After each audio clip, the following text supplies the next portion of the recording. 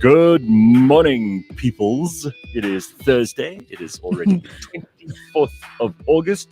Phumi Peoples Mashiro of is in the Earth. studio. Peoples of Earth, exactly. Phumi's in the studio, and we are going to be joined a little bit later on by Kanthan and Chris Wyatt, and we'll be doing the burning platform, but all of that's on the way still.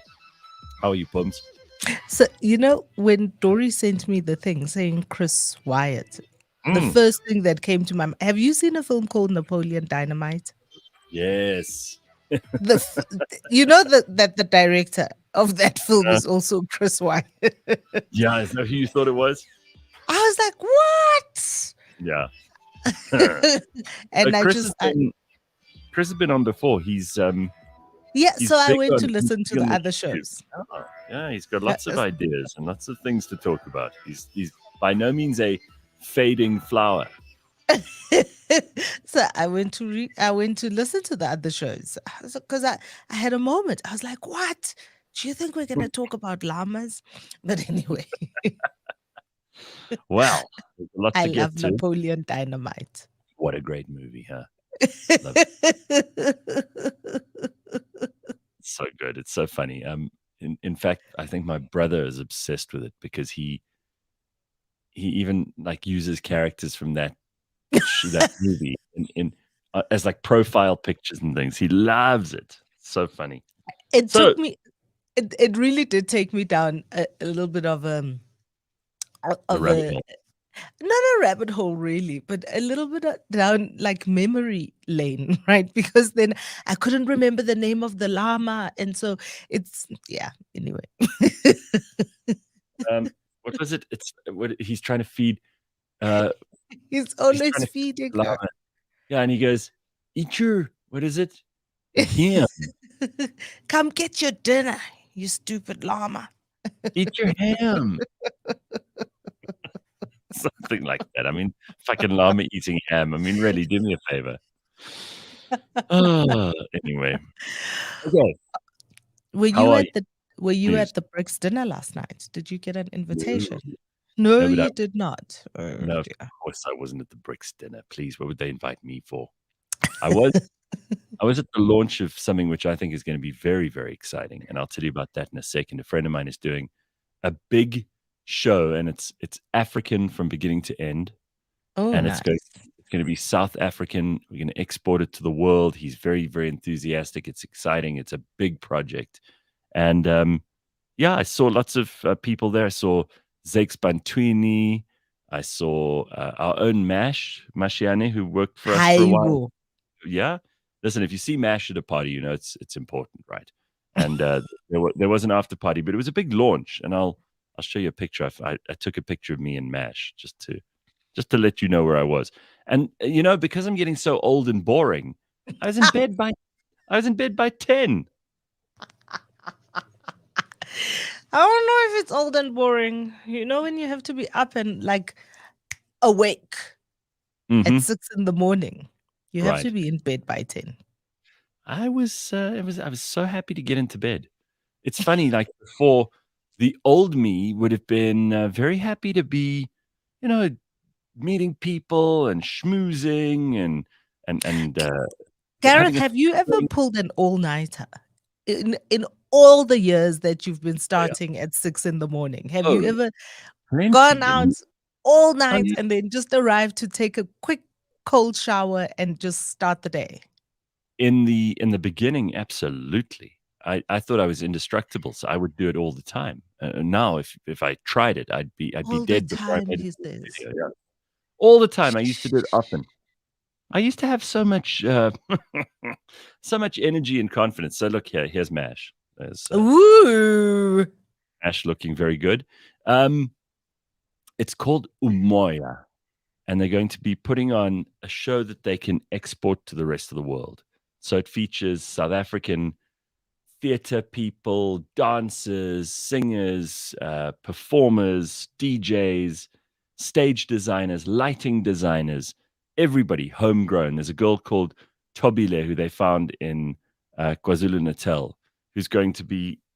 I mean, she's basically they're going to train her while she's on the job, and she's going to be doing the lighting design. They're going to put together this incredible show which they're then going to take to the rest of the world. Because as my friend Greg, who's the mastermind of this, says, it's enough of us importing shows and South Africans paying exorbitant prices for tickets here to see, some of the stuff that, frankly, if we're getting Grammys like Zex Bantwini is and Black Coffee, we know this is the time for, Afro House, Afro Jazz, for Amapiano. This is what's happening all over the world. So he is taking a big risk. He's putting it all on the line to do a show that we can send to the rest of the world. And I think it's going to be tremendous. Ooh, that's nice. We have, but we also have quite a track record. The world does want to see our artists and our music and our. Absolutely. We know this. So what happened at the BRICS dinner? Were you there? No. Oh, come on. Really? Do you get these phishing emails that will be like an email from Mr. Kuben Naidu? Have you like there? I had so many like emails that are just spam, that are just blatantly phishing emails.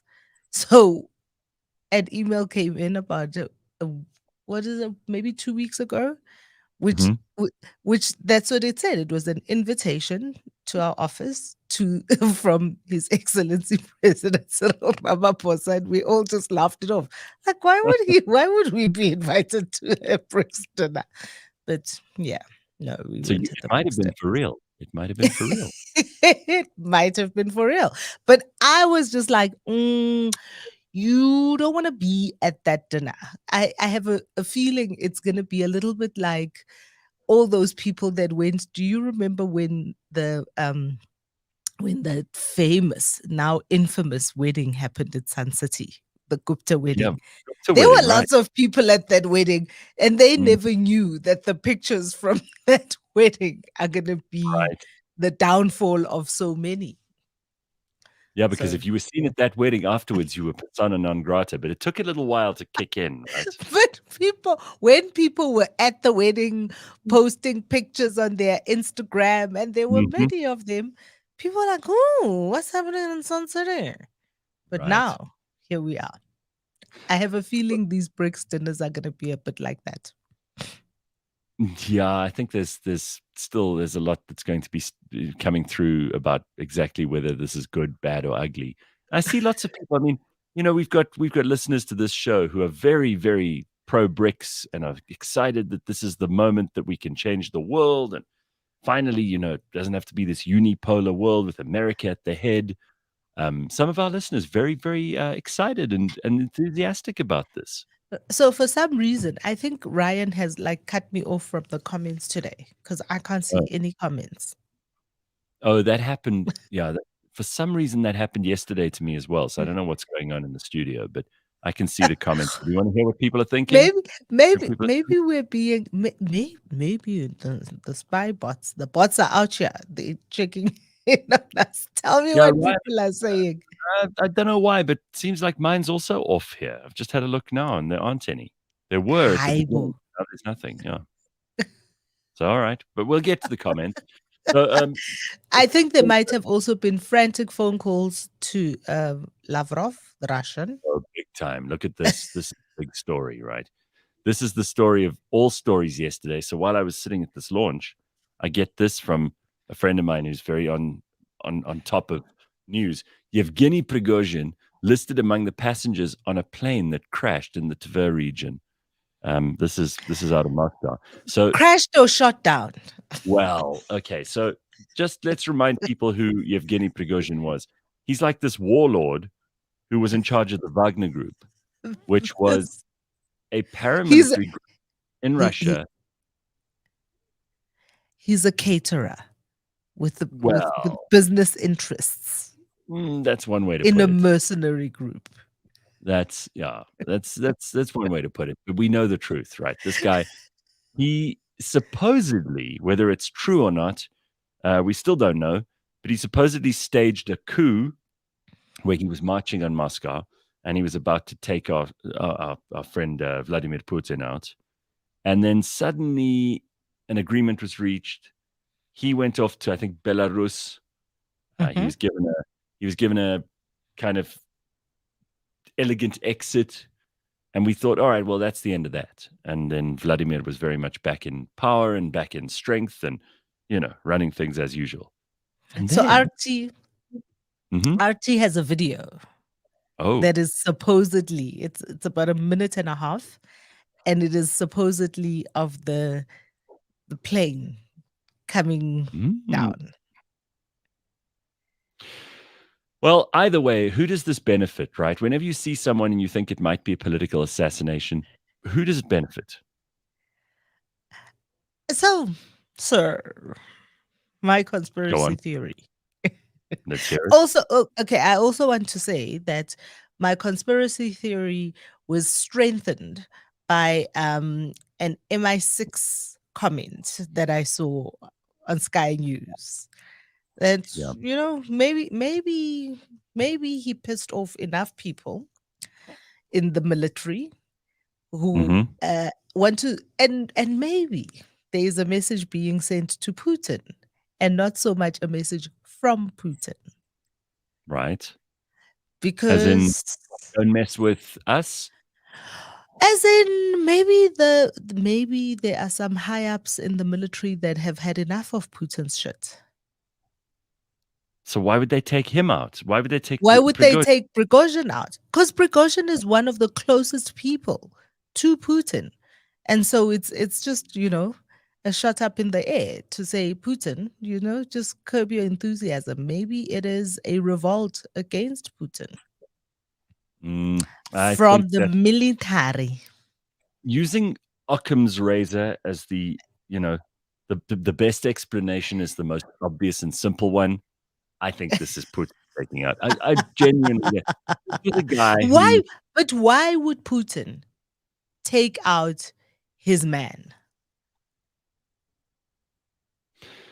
It wasn't his man. I mean, for all intents and purposes, they'd had a massive falling out, and Putin had removed him from power already. He wasn't in charge of the Wagner Group anymore. He was taking shelter in Belarus. He had become an enemy of Putin's from the most obvious explanation is that. And then Putin's like, okay, well, now let's get the rest of these people in line and show them what happens if you try and double cross me. So Belarus, besides the fact that even their name says Russia, was one of the closest allies that Putin has had around it, right? And then they get to Belarus, and what do they have? Special military exercises with the army at the Polish border, close to the Polish border. I'm sticking to my. I'm just if he really had pissed Putin off so badly, why would he have found himself in the embrace of Putin in Moscow just a few short weeks following his supposed coup march on Moscow?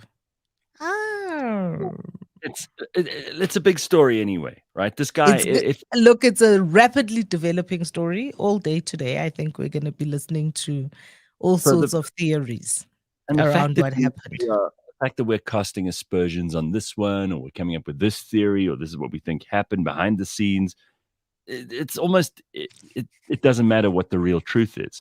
The fact is that this single activity is probably the world's biggest news story at the moment. So there's that, and then this is why I'm saying I don't know what they served at the dinner last night, at the state dinner last night, but I can tell you Lavrov was not enjoying it.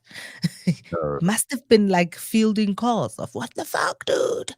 What's going on? I've been thinking, if I could just get to my hotel room, I can deal with this and figure out what's going on, right?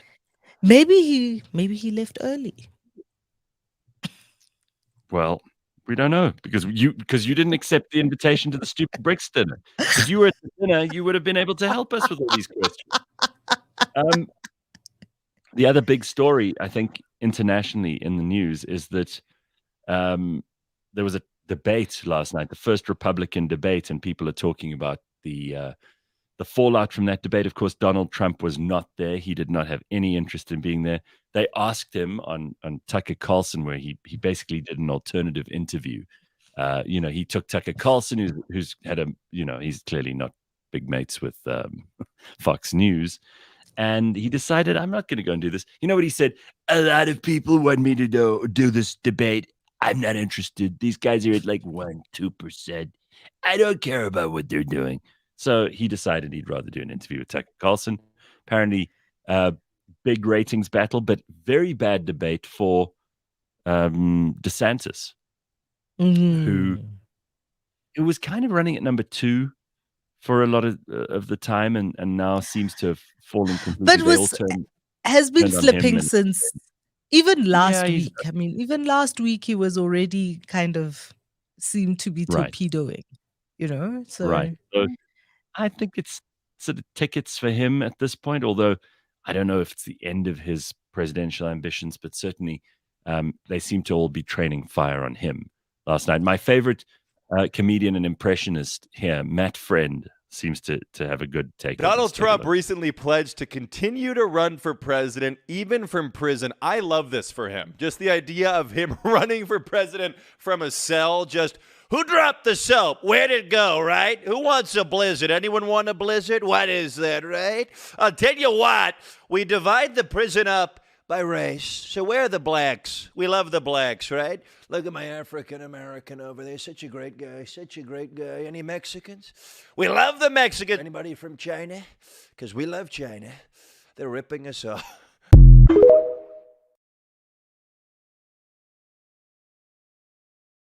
Man, that is very good. He's good, right? That is very good. He does the best. That's the best Trump impersonation you're going to find. We've been watching a PBS interview, it's about 2.5 hours long, with Steve Bannon, kind of talking about way before this latest stuff that we're seeing with him, just talking about meeting Donald Trump for the first time, talking about getting involved with the presidential election, talking about why he actually got into the politics as well. Very, very fascinating interview. Very fascinating. Oh yeah, I'll send you the link. No. It's okay. 2 hours you can have. But thank you.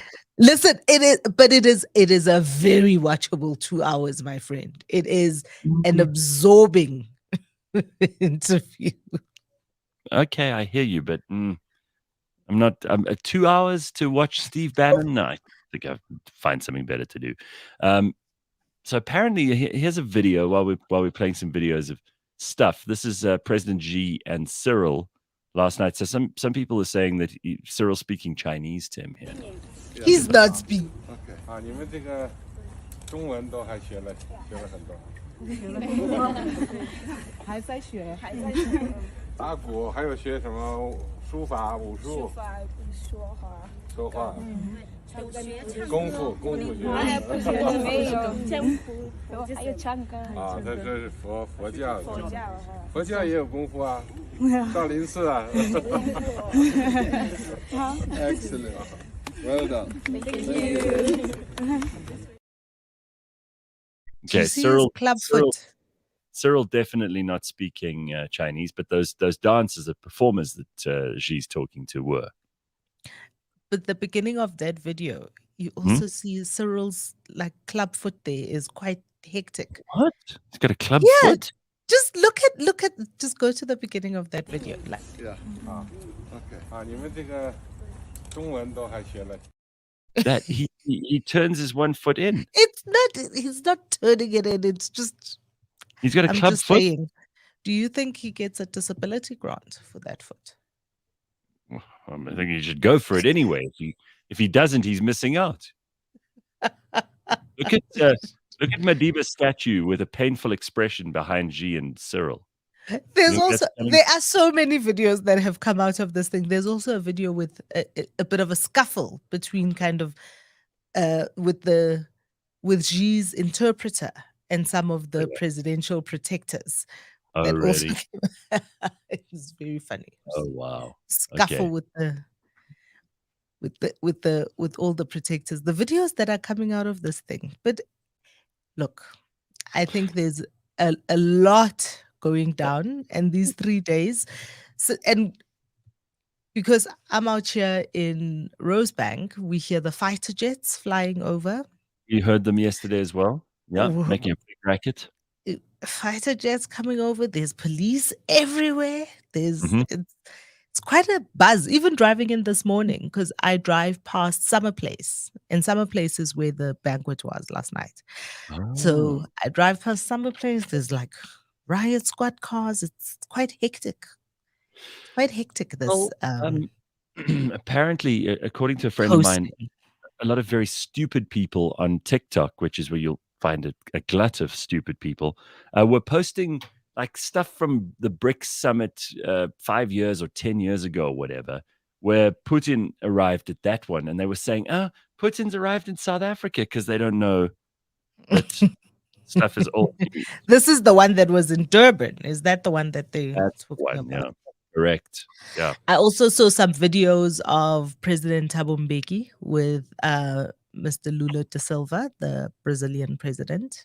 Yeah. I've been quite interested to see how quiet the patron from Kanthan has been over these past couple of days. You would think that he would, make a show, because he was the president when we were accepted into BRICS, and he was the first one that hosted a BRICS summit. That he would have come out to be like, "Hey, Machanas, how's it going?" You would think he would Yeah, inject himself into the conversation, right? I thought he would. We've seen no tweeting from Ivanka from Nkandla either in the past couple of weeks. Ivanka, you mean his daughter, Duduzile, right? Oh, Yeah, she's Ivanka from Nkandla. Ivanka Been from very quiet. It's been very quiet out of there. There hasn't been much chatter. And she is like she has nothing else to do but tweet, right? Tweet pictures of herself and her dad, kind of stoke the embers of anger that are, floating around there on Twitter. But she's been choop still. Well, we will see. We will see. No doubt there will be other reasons for them to get noisy again soon. He did dodge having to go back into jail, though, this week. So perhaps he's just relishing that victory. Maybe that's enough for him. Usually that kind of, they're not just relishing, they're gloating big time with things like that. But we've seen none of that. So maybe he really is ill. Well, apparently you really went down a rabbit hole and discovered a whole lot about John Kellogg, who's the guy who started Kellogg's. Now, apparently this guy was a real weirdo. Apparently he was a pretty bizarre human being. From what I've heard, he was extremely strange. But what do you know? Tell us about what you've done. God. So breakfast. It is. He is extremely, extremely weird. But he's not the only weird one. Like the whole family is generally weird. Tell me. The whole family is generally weird. But this is the thing that absolutely blew my mind, because with all the talk of kind of like meat alternatives and people's, all this vegan stuff, you kind of think, I thought it was relatively new stuff, but he is the first person in the world in 1901 already to be granted with a patent for meat alternatives. Like really? What? Meat alternatives in 1901. You're telling me they were thinking about that stuff back at the turn of the last century? This guy was. Huh. And because he ran a sanatorium, right? He ran a holistic healing center. And with some really strange clients, including people like Henry Ford. Yes. What the hell is this? Like at the turn of the century, why the hell were these people even thinking about all of this? And he was one of the first people that came up with the concept of peanut butter. No way. So he invented that as well. And then he didn't want the patent. So he didn't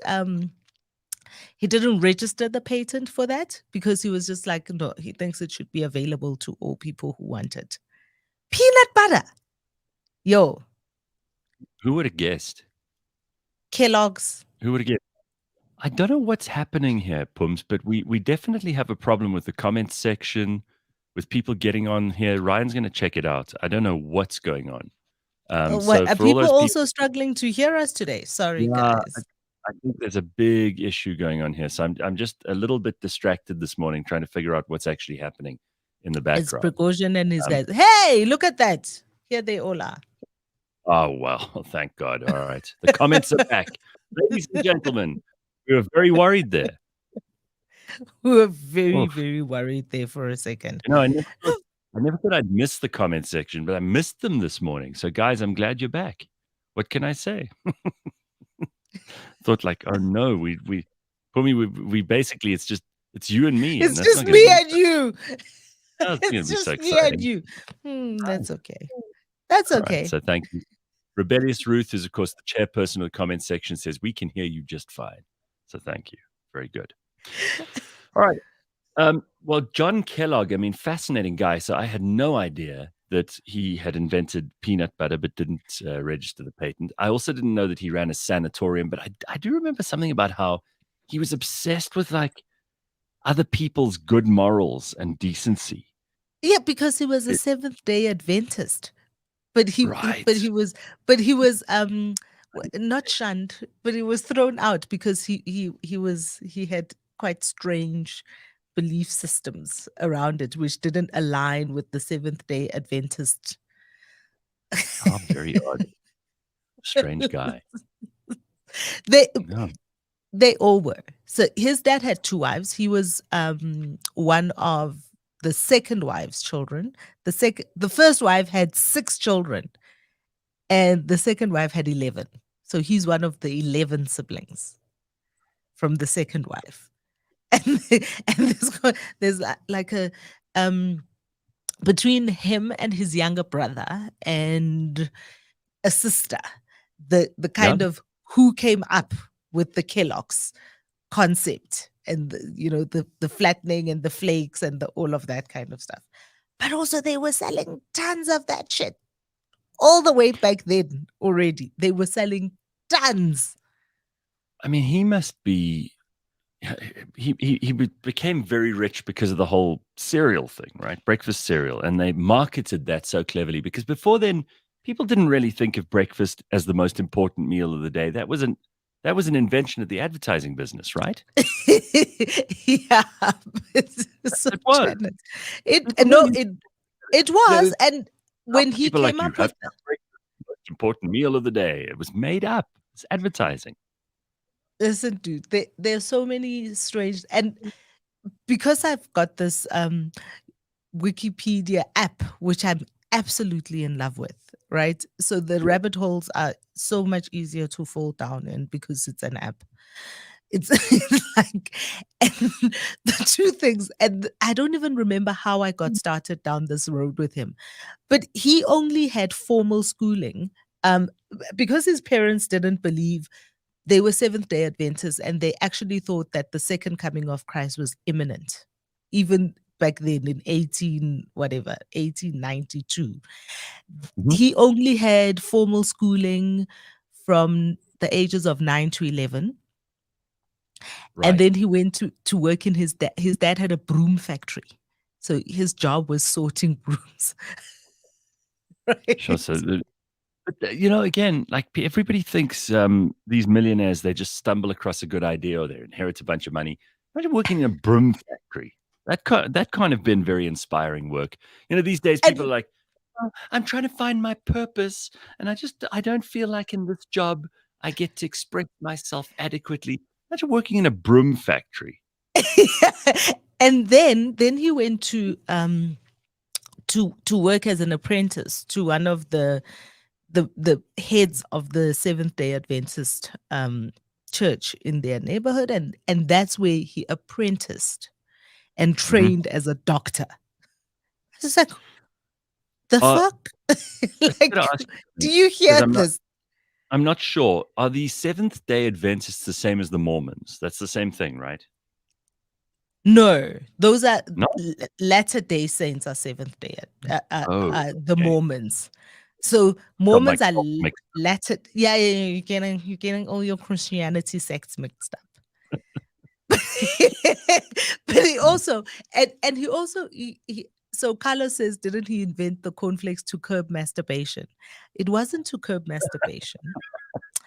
But it was what and he wrote a book about this. That and this was the meat alternative stuff, right? Was around gut health and the fact that if you don't like look after your gut health, it leads to, in young boys, masturbation, and it leads to kind of like this guy was insane. He disapproved of masturbation, did he?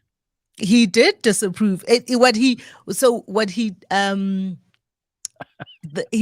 whole thing about meat alternatives and gut health and circumcision. He was a very big advocate for circumcision, and that circumcision was actually a remedy for uncleanliness and Oh, wow.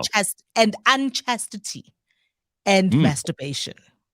He didn't like masturbation. He's very against that. John Kellogg. All right. I know you could talk about John Kellogg for another half an hour. Guys, I'm just saying, like the Wikipedia page on this man will keep you busy for a very, very long time. The Ukrainian Association of South Africa, Amnesty International South Africa, and the Helen Suzman Foundation hosted a peaceful demonstration calling for an end of the invasion of Ukraine by Russia and the crackdown of anti-war protesters in Russia to stop. And they were protesting Sergei Lavrov at the BRICS Summit. And you would only know about this if I had just read that story to you. You otherwise would have had no idea that had happened. I did see a thing about a protest, but they were protesting out there at the park. They, Zuma must go. Zuma must go. You remember those? Probably those same grannies. Who knows? And Britney Spears. I know we try to be a little more serious on a Thursday, but I can't help tell you this story. This is a very serious story. She threw a wild divorce party with 6 male friends. The 41-year-old pop star, whose husband, Sam Asghari, who's 29, filed for divorce last week after 14 months. Yeah, 14 months a year. revealed she invited 6 of her favorite boys over to her friend's house for a raucous bash over the weekend. In her favorite green dress. Her favorite boys. Who knows? And her favorite green dress. Is this proof? Is this all the proof that those people who were going free Britney about a year, 2 years ago, remember when they wanted her to be released from curatorship because they said, oh no, her dad is an abusive guy. He's stealing her money. He's telling her what to do. Release Britney, free Britney. Do you remember those people?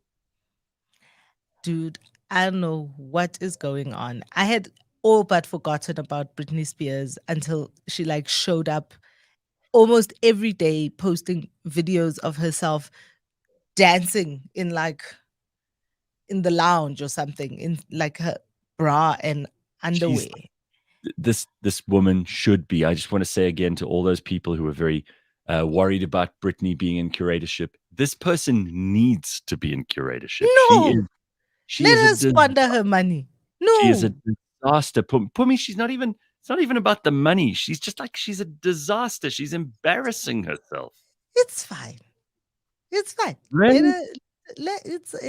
She's an adult. Let her live her life the way that she wants to live her life. Carl says, Britney Spears, I still would, if you know what I mean. Carl. I don't know. I think she's past the point of no return now. Not that excited about her. South Africa's largest onshore gas project is to be developed after a major gas discovery in Mpumalanga. Yes, listen to this. A major gas discovery has given rise to our largest onshore LNG, liquid natural gas project. Kinetico and the IDC have now signed a term sheet to develop up to 500 megawatts in gas equivalent energy. The project will exploit significant gas reserves near Secunda in Mpumalanga. Just in case you thought Secunda wasn't horrific enough already, now they're going to be pumping gas out of the ground, which is probably a good thing. I mean, those poor people, they can't breathe the air, and now they can't even go underground to breathe the ground air. So Secunda, they're going to be pumping gas out of the ground in Secunda. Probably a good thing. We should be grateful we discovered it. Don't you think? The comrades have yet another reason and place to eat. So you're not excited about this? You know, moving right along. One Moving more along. headline.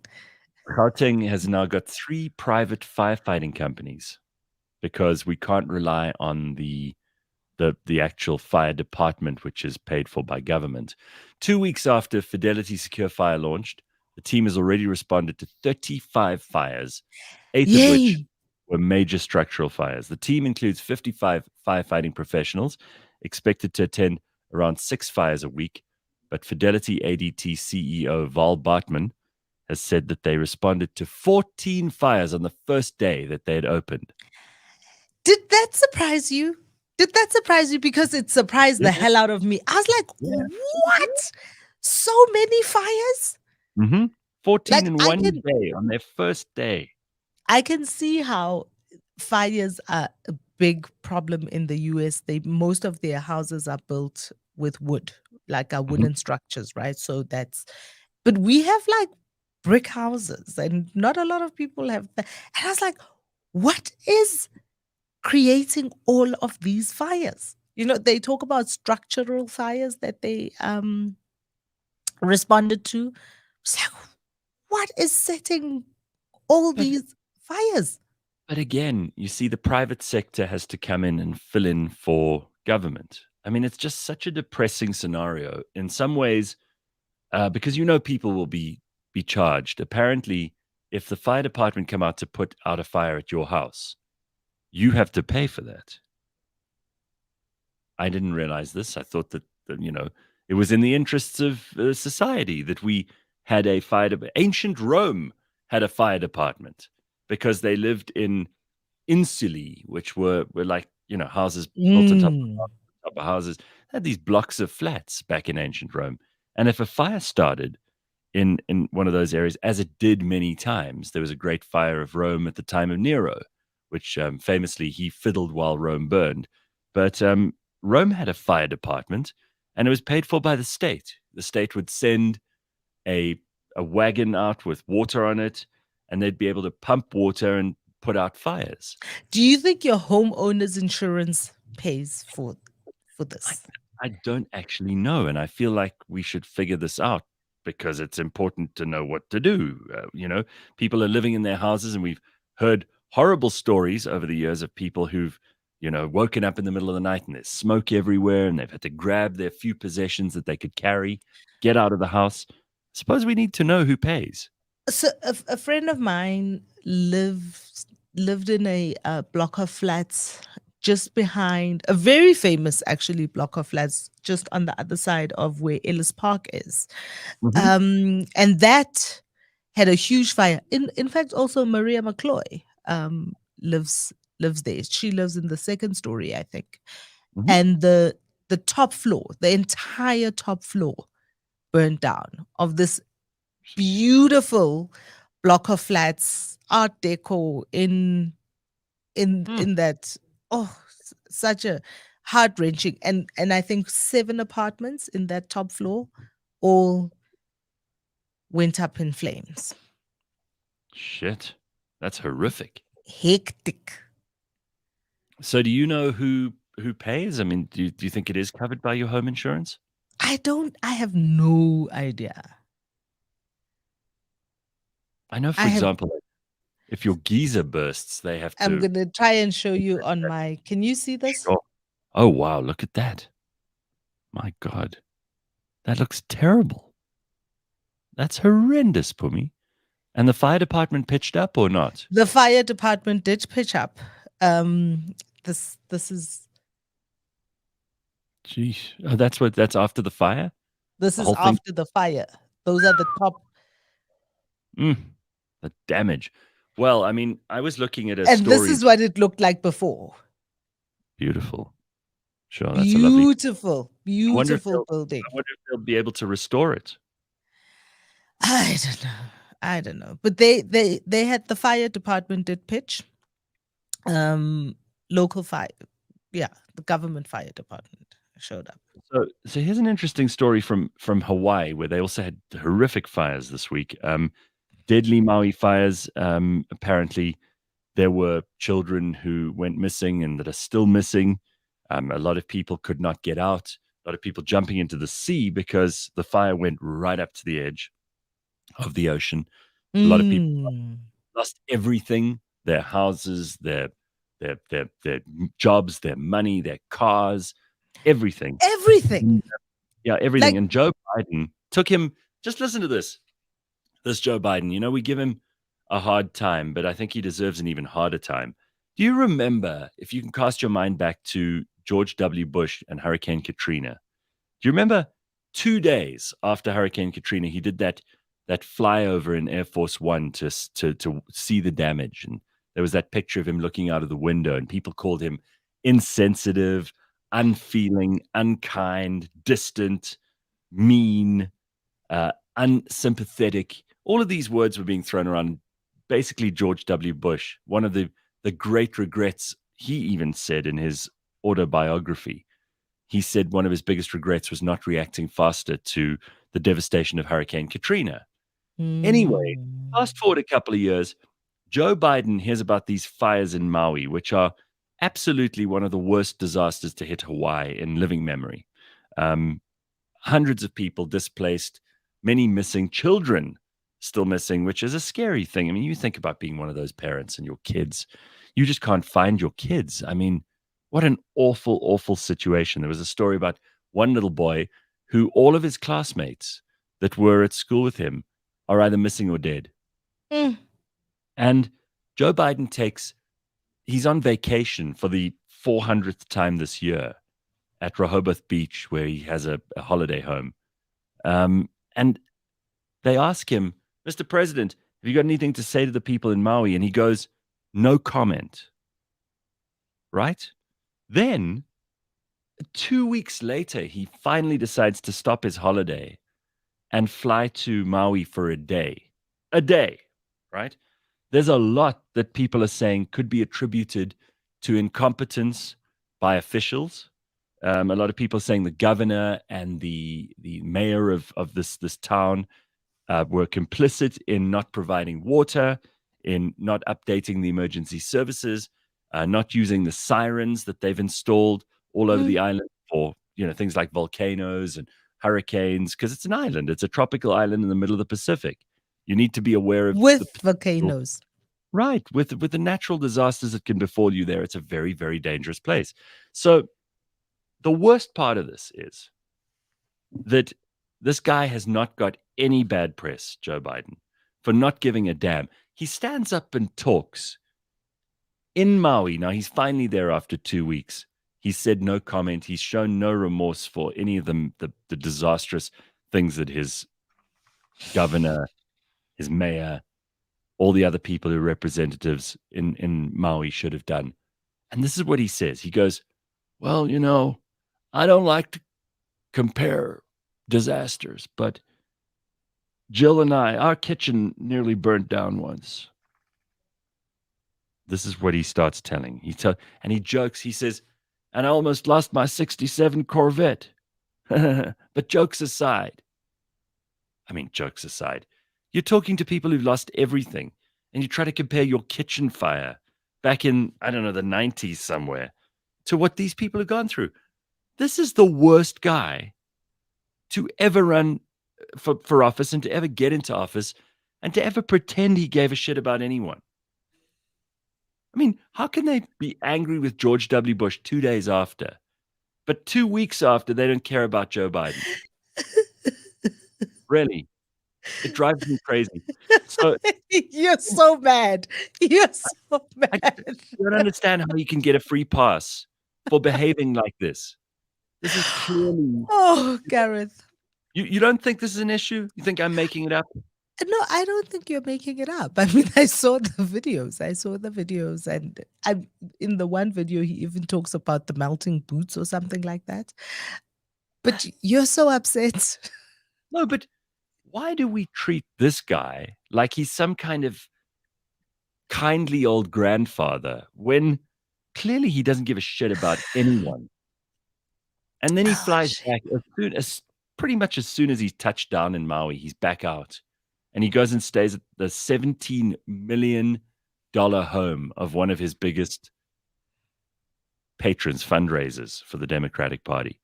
I'm like, this guy doesn't give a shit about people. And then, by the way, I see this too. An interesting story from the Associated Press. The headline reads, "In the deadly Maui fires, many had no warning and no way out. Those who dodged barricades survived." So basically, the lesson that we can take from this. What? Those who dodged what? Barricades. Barricades. Yeah, the lesson we can take is that if you want to survive, disobey.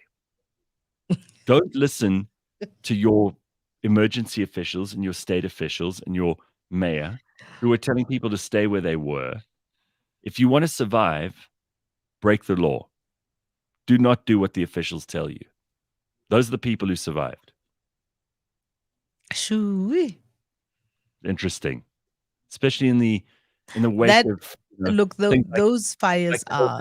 You don't want to listen to the government. Basically, you won't survive. That story is very hectic. That story about those fires, about what's happening over there, is very hectic. I think it is amplified. The horror of it all is amplified by all of the stuff happening around it, right? So all of the stuff that you're reading in the media or not reading, and the TikToks and the all of that stuff amplifies the horror of it all. Yeah. Listen, there are a lot of people in the comments section who are also pissed off. And then Joe sleeps half the day and he's there during the press briefing, says Don. Sianda says Biden gets it 2 weeks later, starts ramping about a kitchen fire that he had years ago. Exactly. So it's not just me. A lot of people feel this way. Graham says they were throwing Oprah under the bus because she stole or bought indigenous land and didn't open up the land to survivors, although she bought everybody pillows and blankets and things. Oh, there's a whole conspiracy theory that. Oh my God, the conspiracy theories. Oh my God, the conspiracy theories, the blue roofs or something of that sort. The what are they calling it? What are the laser weapon fire? Oh man. And this is what I mean by what amplifies the horror of it all is the circus around it now because of all of the conspiracy theories, because of all of the TikToks everybody's making, because it's crazy. We are living in crazy times. You know, it's so funny. Like the people who buy into all the conspiracy theories, clearly you can kind of dismiss them. But a lot of the people who've said, this may be true, maybe we should pay attention to this. Well, it turns out in the long run, some of them weren't so wrong about some of these conspiracy theories.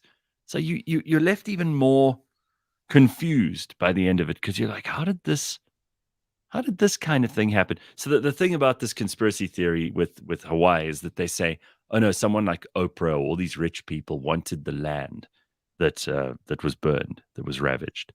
And this is that they set the fires on purpose in order to get hold of this land really cheap, which is just, I mean, it's an unbelievable. Can you imagine what kinds of horrible things people would have planned if this was a planned thing? And you really think that they're so evil that they might have got to, especially, they throw Oprah in there as well. They're like, oh no, it was definitely Oprah. I'm like, no, guys, it's just so far-fetched. Even in my wildest imagination, I can't get to that. Sorry. I think the blue paint the blue paint, because I've seen quite a number of things about all the celebrities who painted their roofs this awful shade of blue, and the blue paint is what saved all of their properties. And then Yeah. there's like all these pictures of burnt cars, like Right. and all the blue cars unburnt. And all it's Well, like, this is the point, and Hardy Dave says it's happened before in history. I mentioned the fires in Rome. They accused Nero after the fires that ravaged Rome towards the end of his reign. They accused him of obviously fiddling while Rome burned, but after the fires, people realized that Nero had built an enormous palace in what had been an area that was, people's homes and these insulae. And they thought for years afterwards, and they developed, because he was very much against the Christians, and he was burning and feeding Christians to lions and crucifying them in the arena. And the Christians started this rumor that actually Nero had started the fire so that he could build his palace, the what is it, the Domus Aurea, with the golden palace in place of where all these people had lived. So here, 2,000 and something years later, 2,000 years later, history repeating itself. you got people saying, "Oh, well, Oprah burnt down Hawaii because she wanted to build herself a little holiday home." I've heard this one before. Oy. And then Darren says, "Rest in peace, Yevgeny Prigozhin. Don't say it too loud because Putin is listening." Well, So you know what I'm thinking about?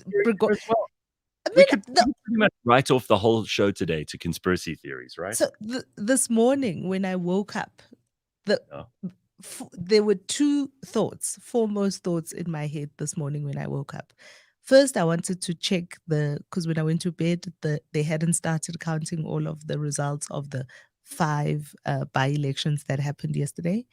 And the second thing I thought of, do you know what Ingabi is? Do you know what Ingabi is? You So told me Ingabi, about it. I forget. Ingabi is it's a double entendre. On the one, it's a bull, a cow, not a cow, but a bull, like one of those big bulls you have in the kraal. But the most commonly used Nkabi are these killers, like boat killers, whether Oh, yeah. it is in the taxi industry or whatever. They're usually in the taxi industry, but basically mercenaries, right? Killers for hire. And so when I woke up this morning, I thought, what's going to happen to all the Wagner Inkabis all over this Africa here if their commander in chief has Right. indeed been shot out of the sky? Because that manifesto that they are relying on of the 10 passengers who died in the car in the plane crash is Prigozhin and his 2IC. So the two top. Right. So what's going to happen to all of these Nkabis of theirs that are all over this Africa here? Well, exactly. The head of the snake's been cut off, right? So what do the rest of them do? Where do they get their instructions? Who's in charge of them now? Who's in charge of them now? Very interesting question. I don't know if we're going to get the answer today. I don't know if we're ever going to get the answer. But we will get the answer because we'll see what happens. We'll see what happens in the next couple of months. But still, if you were one of these Nkabis, these soldiers who are paid mercenaries somewhere in Africa, and suddenly your boss is taken out, don't you start establishing your own little kingdom? That's the best thing you can do, right? Is to take charge of what you've got, figure out how much longer you can last. But that's not how the Nkabi system works. Because those guys, is a guy with a gun in the middle of nowhere. You don't speak the language. You don't know the people. You don't speak the language. You don't know who calls the shots in those various countries that you're in, or even in that part of the world or that little village or whatever. You're out there twisting in the wind. So what would happen? I mean, do you think that they would go back. They would seek to get back to Russia as quickly as possible. Just Maybe. abandon the project and get the hell out. Do you remember the film? Okay, so now here's another film analogy. Do you remember The Fifth Element with Bruce Willis? Yes. And there were those like aliens who were basically the Ingabi in that film. Right. And when he shot the main one, Mhm. all of the others just kind of started wandering off, lost. Well, as you say, we will see. If there's suddenly a whole lot of Antonov flights out of Africa, then we'll know why. And we've got to keep an eye on what's going on there. We've got a couple of minutes. I just want to throw this in before we start the burning platform, because it might not make it into the actual the breakdown of stories that we're going to get to. But this is I follow someone called Charles Kwaramba, who was giving me updates all day yesterday on the elections in Zim. And boy. there were lots of delays, lots of polling stations that had not opened even until And didn't get ballot papers. There were some Right. polling stations who the Right. ballot papers were finished by 10 a.m. Right. So he said urban areas like Harare and Bulawayo were particularly badly affected, despite Harare being the home of the ZEC's ballot printing center. Citizens' commitment to democracy remains high. Voters and their young children queuing up in the dark, waiting for voting to start in Harare. And he says, as we move into Thursday, much of the usual pattern remains the same. Internet connectivity is critically low. I wonder if that's by mistake or on purpose. Registered voters in rural areas are encountering problems with the voters' roll and the so-called exit poll stands that are manned by ZANU supporters, which remain parked outside of polling stations. Nevertheless, there is progress, he said. So some not very encouraging things coming from Zimbabwe. It's interesting that they also had a power cut in part of Harare, and it put the news service for the Zimbabwe elections into darkness. Officials resorted to using cell phone torches to carry out their work. Meanwhile, at Highlands Primary School in Mount Pleasant, voting is taking place by candlelight, owing to a lack of electricity at the polling station. Voting is due to close there last night at 10:30. So, it doesn't sound like it's all, running smoothly. It doesn't sound like the freest and fairest election in the whole world. That's all I'm saying. So some updates from our friends and brothers and sisters in Zim. All right, that's all we got time for in this hour. We've got the burning platform coming up next, featuring not only Phumi and I, but Chris Wyatt and Kanthan Pele. I got a big email full of questions, Kanthan. When we have to start the burning platform with some of those by-election results. Very interesting. Yes. Very good. Phumi's on top of that. She's our election specialist. And that's Listen, the by-elections are the only way that we can kind of see how we can read into the future and see what might happen at the polls next year. So it's a barometer. It's a very good thumbsuck of what's happening on the ground. Absolutely. All right. All of that on the way next. Don't go anywhere. 7:00, cliffcentral.com. This week on the Auto Trader podcast. Well, I'm a recreational pilot, and it's fun to fly, but it's not a mode of transport. I personally, I think what Elon Musk is doing in terms of tunneling, high-speed trains, or even high-speed carts that you can put your car on and it's kind of and zip somewhere. Train, Because what's the point of transport? Getting from A to B. A to B, and you got to be able to do that at scale. So mass transport, currently Boeings and Airbuses, long haul, that might become rockets if Elon Musk gets his way. You can get anywhere in the world in 30 minutes, and then it's just about the last mile. Catch us every Monday at 9 a.m. on YouTube and on autotrader.co.za.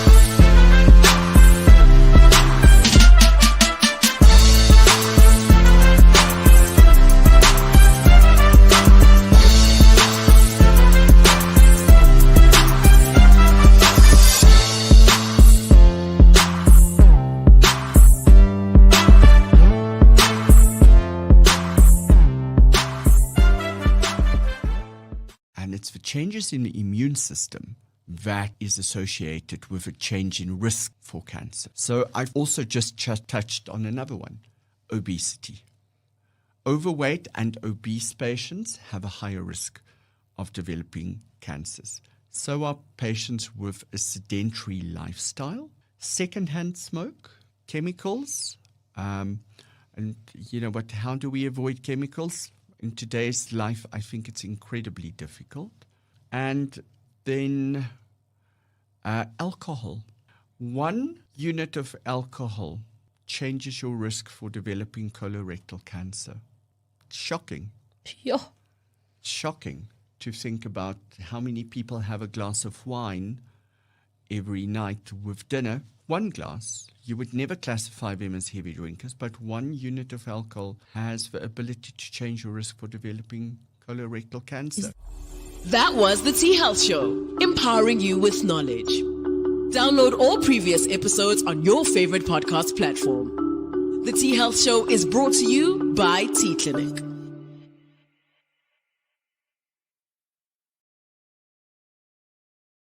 All right, it is Thursday morning, which means it's time for us to check in on the Burning Platform. This is our chance to update ourselves on all the things that are happening in the news, all the stories that we want to talk about, all the things in politics and society and the international realm. And man, oh man, do we have a lot to discuss this morning. We have, of course, Phumi Mashiho, who is joining me, our co-host. We also have Kanthan Pillay, who is ready to join us from his home. Kanthan, we got lots to talk to you about, and I love those paintings behind you. Those are magic. It's a virtual background, Gareth. I love it. Whatever it is, it's fantastic. All right, and then it's a cat versus woman meme, which actually kind of dominated social media for a while, and it's a stylized Japanese version, but it's not a real painting behind me. I love it. Very good. Nonetheless, it should be. And I think you should actually order them and put them on the wall behind you anyway. I don't spend enough time in this office to do that. I'm only here about 3 times a week. Our guest this morning is Colonel Chris Wyatt, a retired U.S. Army colonel, intelligence operative with a particular interest in South Africa. He spent a lot of his time in the post-military world making sense of the big changes in politics, the economy, and culture in South Africa. He has a network of informed and well-placed sources that gives him a perspective that a lot of South Africans don't have in their own backyard. And he's got a magnificent beard. Here he is. Chris Wyatt, look at that beard. It's getting more and more magnificent by the day. It's actually a lot shorter than it used to be. I trimmed it. It was down to my navel at Christmas, but I trimmed it back. It was getting a little shaggy there. I go exercise, and too many people pull off on the side of the road and offer me a lift. I thought I was homeless, so I had to trim it. Homeless or Santa Claus? I mean, you must get a lot of offers to do. You must get a lot of people asking you to come and do Christmas for us, please. Would you tell the kids that you're Santa Claus? No, I do get Santa Claus. I actually do a Christmas show. I do a Christmas Eve show, and then a Christmas Day show. It's my birthday and Christmas, so that's kind of why I do it. And then finally, I do a Boxing Day show as well. Very good. Well, you've been working hard. We got a lot to talk to you about this morning. The convention that all the parties had the other day at Emperor's Palace. And I know that, Kanthan, you were on that show with the Freedom Front, with Corne Mulder, along with Phumi and I. And some interesting discussions have come from that. Whether or not we've achieved what we wanted to achieve at that multi-party conference, we'll get into in a moment. We've got to talk about the BRICS Summit, guys, because that's a big story. And we have to talk about Prigozhin being taken out or conveniently disposed of in the air above Russia. So we got lots of things to pick at. Where do you want to start, Phumi? You decide. Dude, so because we had the whole 10th birthday EFF and all those images of Julius Malema and the doom and gloom that came with it, and the number of people who were so freaked out at seeing all that sea of red at the Sea of Red at FNB Stadium. Yesterday's by-election, there were 5 by-elections across the country. There was one out here in Blairgowrie, St. Stithians, Bryanston area, DA ward was up, and the DA, it was a whitewash, 97%. is what they got there. But the one that I was most interested in is in Bapong. Madibeng is the district, and Bapong is just around the corner from Marikana. Now, one of the many little pieces of the celebrations of the EFF's 10th birthday happened in Marikana, you will remember. So it would be interesting to see how they performed, right, in Madibeng. Absolutely. Guess what? What? ANC won. Shocker. The EFF Shocker. The I'm EFF astounded. didn't even get they I think they got like a 30% of the vote, and in the parts of the ward that would be their strongholds, they had very little voter turnout. And so I'm just going to say it one more time. I don't know if the EFF is going to be the kind of juggernaut that people are afraid they might be next year. There were Everybody's very two other confused. by-elections. No, guys, this is exactly the point that we made last week with Corne Mulder, because we were pointing out there that filling a stadium is not the same as getting 13 million people out to the polls. You know, if you can get just, barely 100,000 people into a stadium, it's like, people who assume that what happens on Twitter is representative of society. It isn't. Well, Pumi's wearing. Are you wearing red by mistake or on purpose? That's Not not red. It's orange. It's not Come on. red. It's not red. All right. Well, what do you think of this, Chris? What is your take on this? You're very much a fay with what's going on in politics here. Yeah, no, it's these by-elections I thought were very interesting, to say the least. 97% for the DA. Wow, that's like a Joe Biden mail-in ballot. 97% in favor. It's pretty impressive. It's sorry. But it was also Plegari and Saints at the end. Yeah, no. Well, the by-elections are an odd thing for Americans because we vote for the candidate and then we throw the bum out if we're smart the next time around. We don't vote for a party list, and we don't have people removed and disappear. The only time something like this would happen is if someone dies, then you have an election. But usually in most of our jurisdictions, someone is appointed by a governor or something like that to fill out the term. So yeah, it's just kind of weird for me. This whole situation is with the EFF. Look, I have said since the EFF's inception, and I'm sticking to this, I haven't changed my position, particularly after the 2019 election and their performance in 2021, when the municipal elections actually lost 2% of their vote total from the previous one, which everybody seems to be missing. The IFP gained 2%, but they went from 8 to 26 municipalities because ANC voters stayed home in KZN.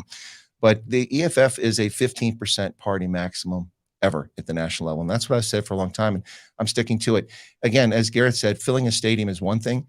Remember the national letdown, I mean, shutdown that occurred just a few weeks prior to that. Nobody showed up for the EFF. It was embarrassing.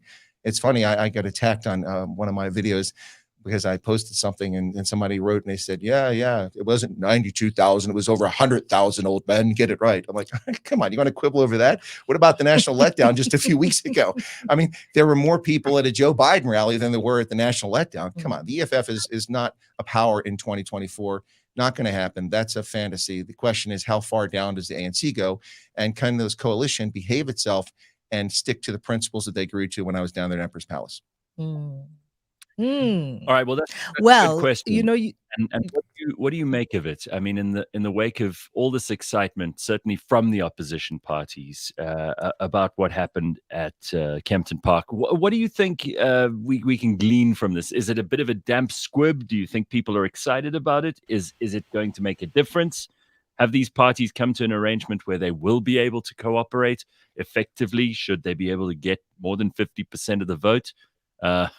These are big questions. You have answers. Yeah, they are big questions. Well, listen, Gareth, the thing I said in the aftermath of the national convention was there's 4 groups of people here that we really need to be concerned about. And 2 of them will sound the same, but I'll make the differentiation. The first is the public. Does anybody even know about this, Phumi? I mean, I talk to South Africans all over the place, including in Kempton Park, and like, what? National what? Convention? What are you talking about? So that's the first thing, right? And also it'll be interesting to see what the election messaging is going to be coming out of that, these 4. Well, exactly. And how they're going to cooperate. But so the first group of people is the public. I mean, does the public even know? And from what I've seen traveling around the country, no, I know more about it than most South Africans, and I'm visiting. Second is the press. What will the legacy media do about it? Will they be honest and fair about this coalition? And I think they were for the most part, but it's just going to be another story. I think they're going to not think about it much in the near term. The third group of folks that how they react to this would be the African National Congress. And my advice to the ANC, not that I'd like to see them do well, but my advice to them is simply ignore it. What the ANC should do is say, hey, this is what we're the Well, ANC. that's what Cyril came out and said, when he was asked, he was just like, whatever. But he dismissed it. But I mean, he should have just said, well, look, we understand opposition parties want to form a coalition. That's fine for them. But we're the ANC, and this is what we can do. This is what we've done. And they don't have a very good argument, but they can try to make one. I don't know that he ignored it. I mean, he did call a family meeting on Sunday. Exactly. He discussed BRICS, but did anyone watch? No. But he went on about the UDF because it was actually the UDF's 40th anniversary. 40th anniversary. So he took the opportunity to kind of he shouldn't even have acknowledged this opposition party. Exactly. That's what I'm saying. You've got to admit he must have felt a little bit. He must have felt a little bit threatened by this, and he must have thought he had to defend the history of the UDF, which is odd. I mean, if he wasn't threatened at all, he wouldn't even mention it. But I think seeing them create such a woo-ha around the anniversary of the UDF is indicative of exactly how they're feeling, right? The threat. Because what they're trying to do is they're trying to resuscitate and drum up some of that old support and see if they can bring the nostalgia back. And, always, again, it's like we've spoken about this. It's like when you're in a waning relationship, there are two things that the person that's trying to save the relationship does. One, grand gestures, right? So you see it as they try and have like every year a big birthday party. And two, they try and like kind of remind you of the good old days. And that's what they're doing with this UDF thing. But that's not going to work very well because over half the population was born after the end of apartheid, and they don't have ties to the old days. They've forgotten about it or don't care about it. I don't want to hear from grandpa what used to happen. Those voters are going away. But the fourth group here, that's the most important group of those four different groupings that needed to know about this convention, are likely voters. Not registered voters, but likely voters. People are going to get off their bum, go to the station, actually, not that ballot, and see if they actually vote. And that's what this coalition needs to focus on. Now, they talk about getting the voters who aren't registered and those who haven't voted to get the vote. That's great. But they also have to have a strategy of poaching ANC voters. If you're the IFP and you're in KZN, the ground is ripe to get ANC voters. You've got municipalities. If you show improvement in service delivery, you can go, hey, look at this. You should vote for us. There's something other than the African National Congress. That's what they should be focused on. Will they do it? We'll see. Well, I think it's just as fascinating to see that straight out the bat, coming out of that convention, the first thing that we hear is, did you even know that the IFP had a youth wing? What? Actually, I did. But I was like, what? They have a youth? What? They certainly and have they come out. I mean, they've definitely got a geriatric wing. But the IFP's youth wing comes out, guns blazing. Hate the idea. Why are we even having this conversation? What is and that for me was so left field, right? I didn't, besides the fact that I really did not think, other than Sabisa, I did not think they had lots of young people in the IFP. But to hear them come out and very strongly oppose the idea of being part of this coalition, I was just like, damn, guys, at least Kanthan, get your people on site. What did you think these multi-party negotiations and talks and this coalition means? Do you think it has any lasting impact? I was thinking back to the time when I used to be a frequent flyer, guys. And, you were either a member of the Star Alliance or you're a member of the One World Alliance. And you were in these partnerships. So if you were not able to fly on your particular choice of airline, in my case, it was British Airways, I would end up flying Cathay Pacific or would end up flying Qatar. And, it's all very useful if you want to get to parts of the world where people actually don't understand that you exist. And I feel, pretty much that way in terms of what's going on right now. Remember what Trump had to say in terms of why he didn't take part in the Republican debates. Yeah. He was basically pointing out that, he is the 800-pound gorilla in the room. And, no matter how many of them get together, all of their collective points still add up to less than how he's tracking in the polls. So why should he actually end up bothering about it? And interesting, to the point that Chris Wyatt was saying a second ago, people who are 47 years old now, if you think about it, who are going to be voting next year, were not eligible to vote under apartheid. Okay, Yeah. so basically the only people that you can be speaking to right now who have any recollection whatsoever around what was going on at the time are the people who are already 50 years and older. And more to the point, around the United Democratic Front, the person who was actually single-handedly responsible for pulling the UDF together was Alan Boesak. And Alan Boesak extended the middle finger to them. He said, I want absolutely nothing to do with this. Alan Boesak and Popo Molefe, that little spat, if they had been on Twitter, it would have been an epic battle, an epic. Oh, it's not called Twitter. What do they call the tours now? What do they call the tour now, since it's an X? Yeah. But that Alan Boesak and Popo Molefe spat 2 weeks ago was definitely giving me life. By the way, Bong Ngema says in the comments, I was a member of the IFP Youth Brigade back in the 80s, Phumi. So there was a youth brigade. And VK says the IFP's Youth League existed since the late 90s in KwaZulu-Natal campuses. So it may be news to some of us, but clearly not to everybody. That's why we've got smart people listening to us. All right. Guys, if I still lived in KZN, I probably would vote IFP. So, there's that. Yeah, I mean, they certainly seem to be appealing to a much broader group of people than they were originally established to appeal to. I mean, it was very much a Zulu party in KwaZulu-Natal. And I think that's changed quite a lot for the IFP. I don't know if it's changed quite a lot. I mean, and looking, one thing, we started out the show talking about by-elections. The one thing that is not reported on as much as it should be, I think, is the rising number of political killings happening again in KZN. Just a couple of days ago in Gwanongoma, an NFP, which is another really strong regional party in KZN, an NFP councillor, there was an attempted assassination on him, and the community actually caught the guy that tried to kill him. There are political killings between the ANC, IFP, and NFP happening in KZN like you can't believe. So every time you see a by-election in KZN, chances are it's because the incumbent has been killed. Wow. Frightening. That's a very scary thing. And no one's talking about that. Well, Phumi, we don't talk about it because the killings have never stopped.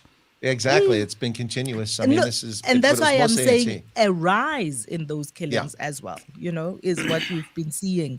Kind of as this battle is hotting up. Chris, you talk about how the ANC in KZN is bleeding voters to the ANC, to the IFP. Well, to not voting, but maybe to the IFP if the IFP is smart. But they just didn't vote in 2021. Yeah, and that's one of the things that you're also seeing is that there is a heated battle for those seats. There is a heated battle for who is going to wrestle control of what's happening in KZN. And in KZN, it also comes with guns and violence. Indeed.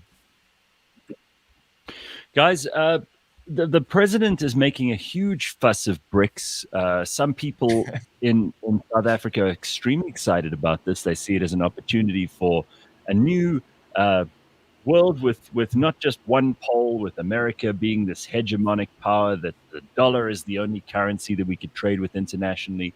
Some big ideas being flown in the skies with jets and on the ground with police everywhere. We see President Cyril really trying his best to prove to his BRICS compatriots that we're also at the table, that we are a real country, that we want to host this thing. I mean, Putin's not here for whatever reason. He's busy assassinating his enemies, who knows. But a big fuss being made in Sandton. What do you make of BRICS, and do you think anything will come of this? And Kanthan, you've been decried by many members of our audience for your take on Russia and China and India and the way that the world is moving. Some people saying that you're kind of, those are your people now. Those are the people we should look to as South Africa. It's not exactly what you've said, but what is your take on this BRICS conference? What would you like to see come out of it? And do you think it's worth paying the amount of attention that the president is to it, and certainly that news outlets in South Africa seem to be paying to it in a sycophantic sort of way. I think that in terms of what's going to happen to the international monetary system, this is probably the single biggest thing that has occurred in more than 50 years. Because essentially from the time of the Vietnam War, which is when Nixon decoupled the US dollar from having any intrinsic value, and then enforced essentially an imperialist policy that said that you're only going to buy fuel making use of US dollars.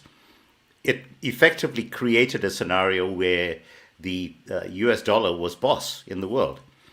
Now, the problem with that is that there's no intrinsic value to the US dollar other than the ability to buy fuel. And when you decouple the ability to buy fuel from the US dollar, which is what's happening in BRICS right now, because you've got Russia, which is one of the world's biggest producers of oil. You now have both Saudi Arabia and Iran who are lining up to join in BRICS. And at the same time, you've also got Venezuela kind of champing at the bit to get in there. And remember, Venezuela has massive reserves in terms of oil. If you have all of them now effectively entering BRICS, and they are putting forward a suggestion that one has a payment system that is actually based on intrinsic value. And the intrinsic value doesn't have to be gold.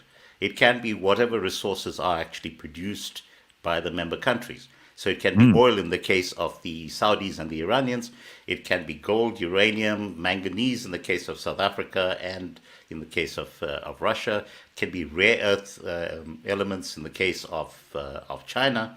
But what this means is that you can actually now forge a global payment system that is decoupled from the US dollar, which effectively means that all of the sovereign debt that the US has been accumulating, which has been based on the idea that you are always going to be able to go back to the US dollar because it is the reserve currency. So the US is now tanking. If you look in terms of the long-term bond yields, so now you have an inverted yield curve in the US. I've written about this in the past. Essentially what an inverted yield curve means, it means that if you buy US bonds today, it has a higher interest rate than long-term US bonds.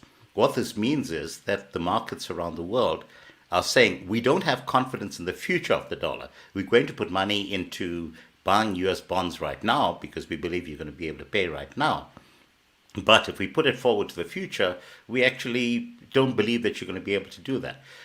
I saw a calculation this week that said effectively the debt burden upon every single American as individuals right now, every single American taxpayer as individuals, is in the order of $272,000 US dollars.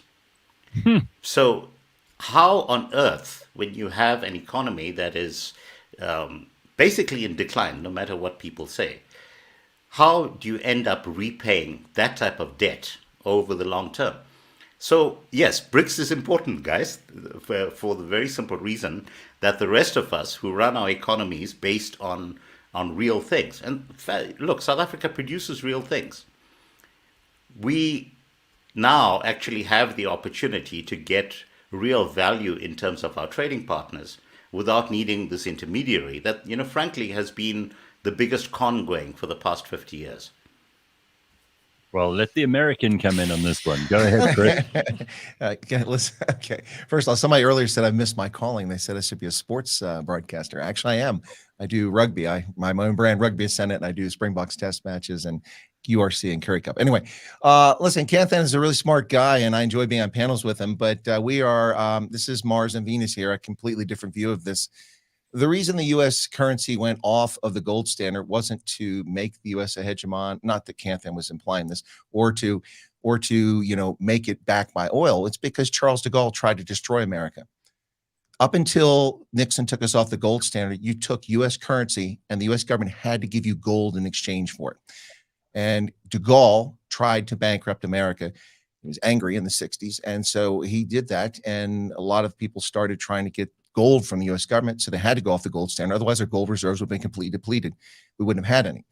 As far as intrinsic value, It sounds like maybe I'm inferring incorrectly, but Kanthan is talking about bartering for things. I mean, it's no money. It's all fiat money. There's nothing's backed by anything except the good faith and confidence.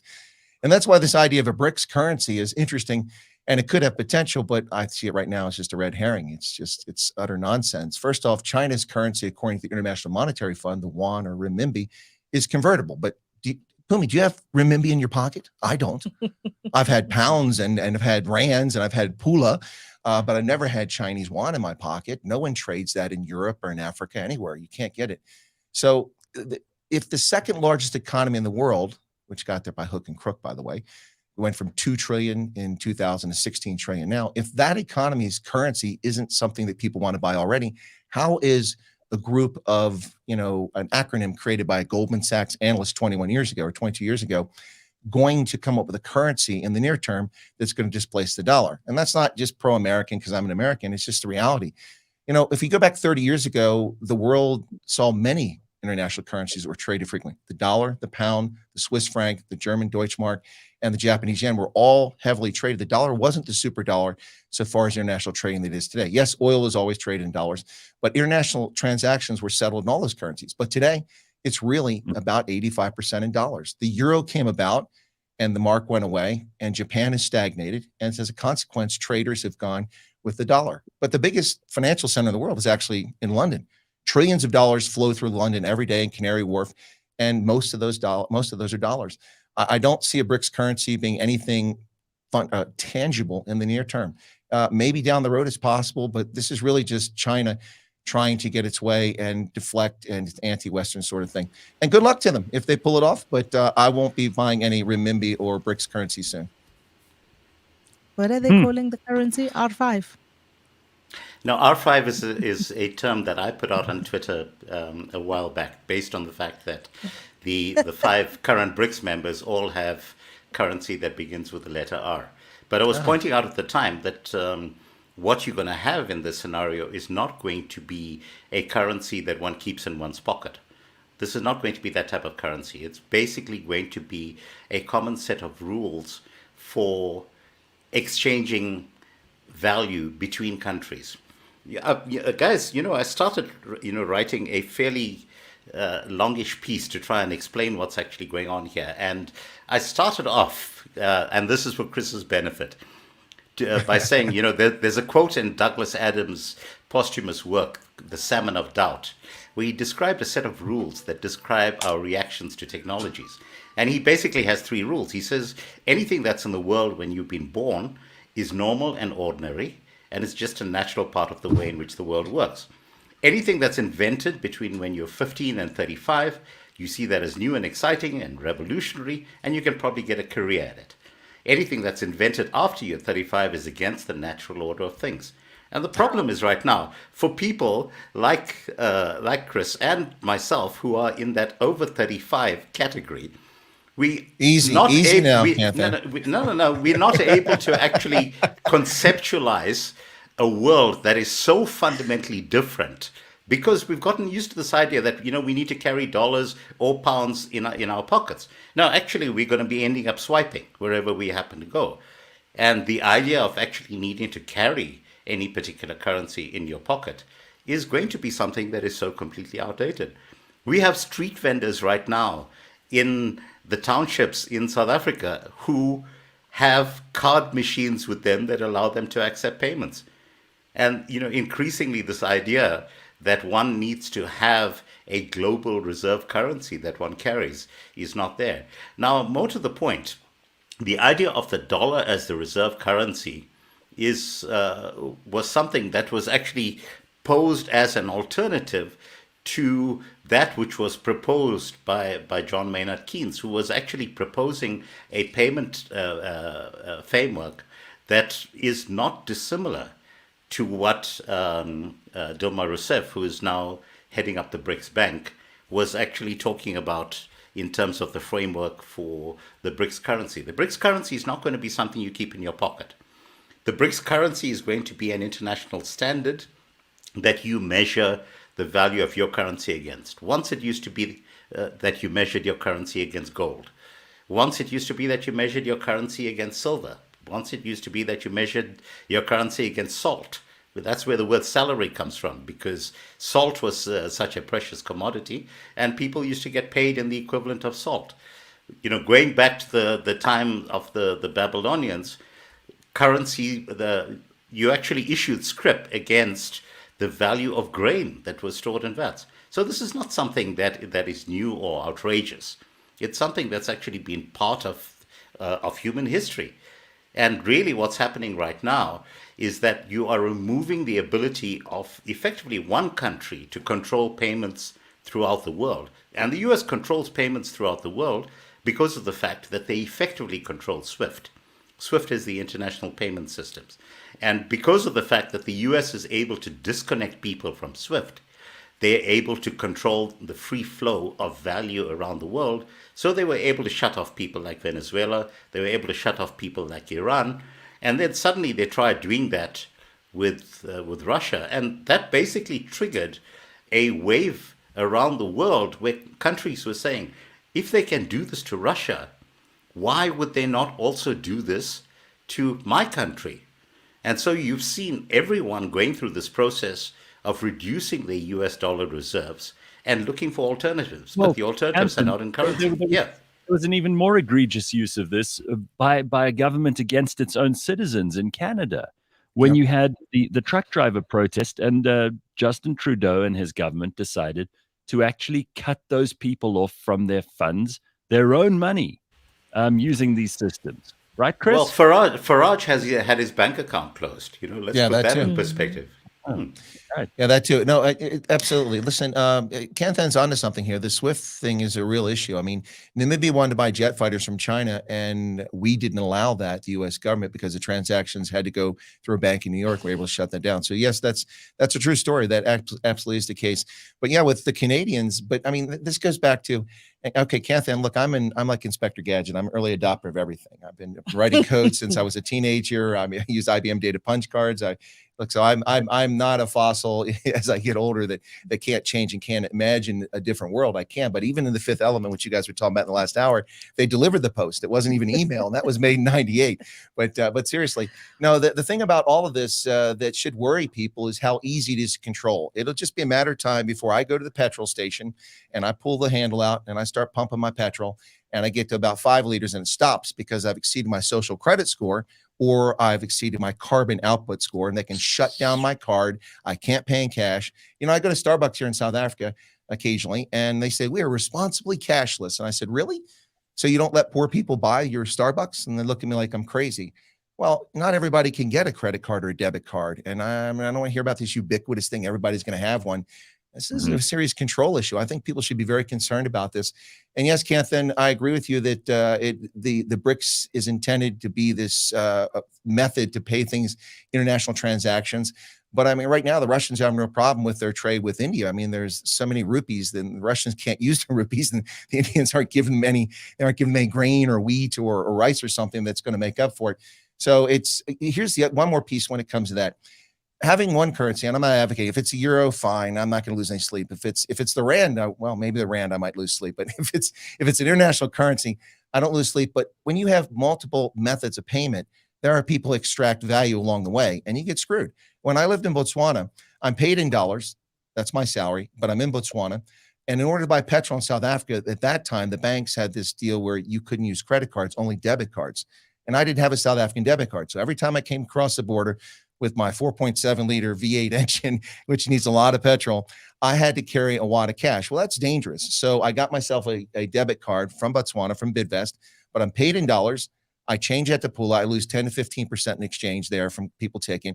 Then when I go to the bank at Bidvest, they put the Pula into Rand, and I lost another 15%. Before I bought a liter of petrol, I've been screwed out of 25% of my money. And that's one of the problems when you have multiple mechanisms. I'm not saying it, the margins can be small, but there is potential there that a lot of value will be lost by people producing. And who loses out there? It's the base producer, the commodity producer, the low end of the chain. They're the ones that really get screwed on us. People always complain about the price of coffee. Well, coffee pickers don't make that much money. It's the middlemen and the packagers. And the thing, but also just listening to this high level conversation around BRICS and around the various monetary systems in place. For whether for or against. I think one of the things that often gets lost in having this conversation here at home is the fact that the S in BRICS is a very small S, South Africa. You know? A very small S. And when we and the numbers, the numbers just came out just in terms of GDP and the parity between the BRICS countries and the G7 countries. The IMF just released those numbers a couple of days ago. And I was reading a document yesterday that was prepared by Proudly South African, I think, around South Africa and its role in, and every way you look at it, every way that you slice it, I think South Africa is always a loser. We're at the losing end here. Oh, no, Phumi, you're completely wrong. No, you're completely wrong. Calm down. I'll give you figures. I'll give you figures. I'll give you figures. You have prejudice. I have figures. No, I have figures too. So just calm down. Calm down. It's birding on the birding platform now. I thought it was hot in here. No, Phumi, stop being so negative about our country. We are the biggest exporter to the rest of Africa.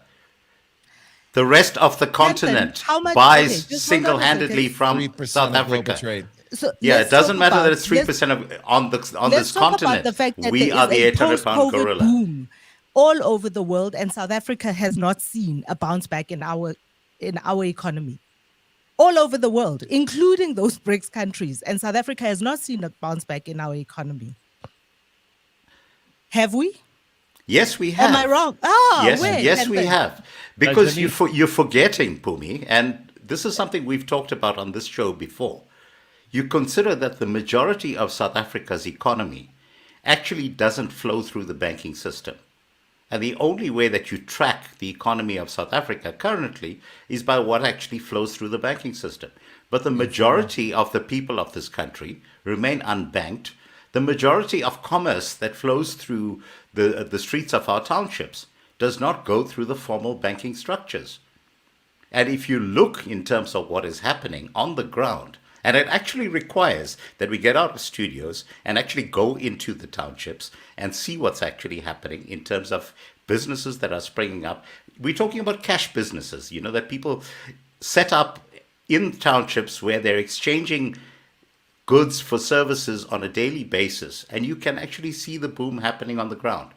It just so happens that all of the formal structures have been taking a pounding, and there are many reasons why they've been taking a pounding. I don't disagree with anything that Kanthan has just said, Pums, in terms of our importance to the rest of this continent. And I think the world sees Africa as an enormous opportunity that they need to get involved in. It's the reason why they want us in BRICS, because we're the gateway. Right. It's the reason they want us in BRICS, because we're the gateway. You're spot on. Not because we are so important, simply because we are a gateway into the continent.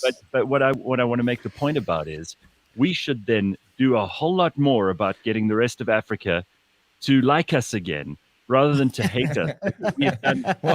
Quit sending Nkosazana Dlamini-Zuma to the African Union. That'll help. Well, this is the point, right? So we are responsible for being the gateway for all this trade within the continent, intra-African trade, all that sort of thing.